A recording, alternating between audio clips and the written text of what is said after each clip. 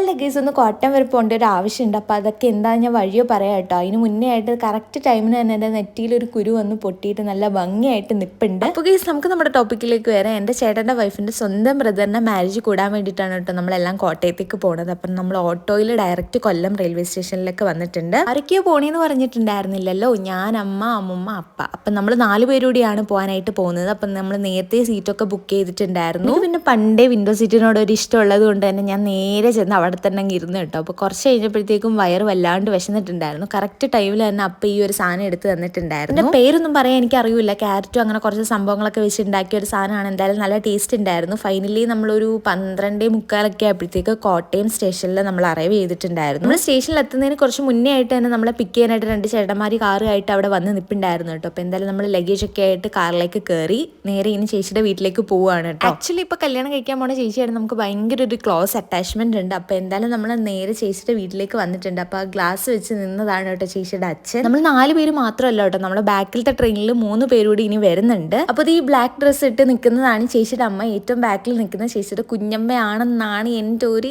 ഇത്. Okay, anyway അവിടുത്തെ സറൗണ്ടിങ്സും അറ്റ്മോസ്ഫിയറും ഒക്കെ കാണും ഒരു പ്രത്യേക ഒരു റിഫ്രഷ്മെന്റ് ആണ്. കാര്യം എന്താണെന്ന് വെച്ച് കഴിഞ്ഞാൽ അതൊരു റബ്ബർ വാലി ഫോറസ്റ്റ് ആണ്. ഇതൊരു വില്ലയാണ് ഗൈസ്. വില്ലെന്ന് പറഞ്ഞാൽ അറിയാമായിരിക്കുമല്ലോ. അപ്പോൾ എന്തായാലും നമ്മൾ അവിടുത്തെ കുറച്ച് സ്ഥലങ്ങൾ കാണാമെന്ന് വെച്ചിട്ട് നമ്മൾ 4 പേരോട് ഒന്ന് ജസ്റ്റ് പുറത്തേക്ക് ഇറങ്ങിയതാണ്. പക്ഷെ ആ ഇറങ്ങിയ സ്പീഡിൽ തന്നെ 4 പേര് വീടിനുള്ളിലേക്ക് കയറി കേട്ടോ. കാര്യം എന്താണെന്ന് വെച്ച് കഴിഞ്ഞാൽ ഒടുക്കത്തെ വെയിലായിരുന്നു. പിന്നെ കുറച്ച് നേരം വട്ടമേശ സമ്മേളനം കൂടാന്ന് വെച്ചിട്ട് കുറച്ച് നേരം അവിടെ വന്നിരുന്നവരെന്നൊക്കെ പറഞ്ഞു. പിന്നെ അത് കഴിഞ്ഞിട്ട് ഫുഡ് കഴിക്കാനായിട്ട് പോയിട്ടുണ്ടായിരുന്നു. എനിക്ക് അതിൻ്റെ വീഡിയോ എടുക്കാൻ പറ്റിയില്ല, നിറച്ച ആൾക്കാരായതുകൊണ്ട് വീഡിയോസ് ഒന്നും എടുക്കാൻ പറ്റിയില്ല. എന്തായാലും നമ്മൾ ഫുഡൊക്കെ കഴിച്ചിട്ട് കുറച്ച് നേരം അവിടെ ഇരുന്നപ്പോൾ തന്നെ നമ്മൾ വെയിറ്റ് ചെയ്തിട്ടുണ്ടായിരുന്ന ആൾക്കാർ എത്തിയിട്ടുണ്ടായിരുന്നു. അപ്പോൾ ആ ഇരിക്കുന്നവരാണ് കേട്ടോ. അവരെത്തിയപ്പോൾ കുറച്ചധികം ലേറ്റ് ആയിട്ടുണ്ടായിരുന്നു. എന്തായാലും അവരോട് പോയി ഫുഡ് കഴിക്കാൻ പറഞ്ഞിട്ടുണ്ടായിരുന്നു. അങ്ങനെ അതെല്ലാം കഴിഞ്ഞിട്ട് ടീ ടൈം ആയപ്പോൾ ഞാൻ ആക്ച്വലി ടീ കുടിക്കൂല, അപ്പം കോഫിയും വടയും കഴിച്ചിട്ടുണ്ടായിരുന്നു. പിന്നെ നമ്മൾ സ്റ്റേ ചെയ്യുന്ന സ്ഥലത്തേക്ക് കൊണ്ടുപോകണം കേട്ടോ. മറ്റവർക്കൊരു സ്ഥലം വരെ പോയിട്ട് വരാമെന്ന് പറഞ്ഞിട്ട് അവരങ്ങനെ പോയിട്ടുണ്ടായിരുന്നു. അപ്പോൾ ഇതാണ് നമ്മൾ സ്റ്റേ ചെയ്യുന്ന സ്ഥലം. താഴത്തെ ഫ്ലോറാണ് കേട്ടോ നമുക്ക് എടുത്തേക്കുന്നത്. കുഴപ്പമില്ല, നോർമൽ ഒരു വീട് അത്രേ ഉണ്ടായിരുന്നുള്ളൂ കേസ്. അപ്പം എന്തായാലും ഇവിടെയാണ് നമുക്ക് സ്റ്റേ ചെയ്യാൻ സ്ഥലം തന്നിരിക്കുന്നത്. രണ്ടുപേരും കുറച്ച് നേരം റെസ്റ്റ് എടുക്കാൻ വേണ്ടി കിടന്നു. ആ ടൈമിന് ഞാൻ പോയി ഫ്രഷ് അപ്പ് ആയിട്ട് വന്നു കേട്ടോ. ഇപ്പോഴെങ്ങാണ് എത്തു എന്നറിയാൻ വേണ്ടി ചേച്ചി വിളിച്ചപ്പോൾ കുറച്ച് ലേറ്റ് ആവും എന്ന് പറഞ്ഞിട്ടുണ്ടായിരുന്നു. ആ ടൈം എനിക്ക് നന്നായിട്ട് വിശക്കുന്നുണ്ടായിരുന്നു. അപ്പോൾ അമ്മയെ വിളിച്ച് തൊട്ടടുത്തുള്ള ഒരു കടയിൽ പോയിട്ട് കുറച്ച് ലേസ്, കപ്പലിൻ്റെ മിഠായിയൊക്കെ മേടിച്ച് വന്നിട്ടുണ്ടായിരുന്നു. കുറച്ച് കഴിഞ്ഞപ്പോൾ തന്നെ അവർ എത്തിയിട്ടുണ്ടായിരുന്നു. പിന്നെ അവരെല്ലാം പോയി ഫ്രഷ് ആയി. ആ ടൈമിന് ഞാനൊന്ന് റെഡി ആയി. നേരെ നമ്മൾ കല്യാണ വീട്ടിലേക്ക് വന്ന് ഫുഡ് കഴിക്കാനായിട്ട് ഇരുന്നു കേട്ടോ.